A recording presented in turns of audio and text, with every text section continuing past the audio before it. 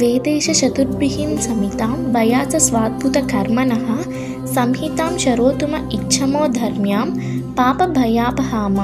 భావం: అద్భుతమైన కార్యాలు చేసిన వేదవ్యాసుడి చేత రచించబడిన మహాభారతం అనే సంహితను ధర్మ సంబంధమైనదిగా, పాపాన్ని తొలగించగలదిగా వినాలని మేము కోరుతున్నాము. 2వ శ్లోకం. ఆద్యం పురుషమ ఈశానం పురుహూతం శురుషటుతమ ఋతుమ ఏకాక్షరం బరహ్మ వయుక్తావక్తం సనాతనమ. భావం: ఈ ఆదిపురుషుడైన జగత్తును పాలించే ఈశ్వరుడైన దేవేంద్రుడిచే పూజింపబడే శత్రువులను తొలగించగలవాడైన సత్యస్వరూపుడైన ఏకాక్షరమైన బ్రహ్మస్వరూపుడమైన వ్యక్తము అవ్యక్తము అయిన శాశ్వతమైన పరమాత్ముని నమస్కరిస్తున్నాము.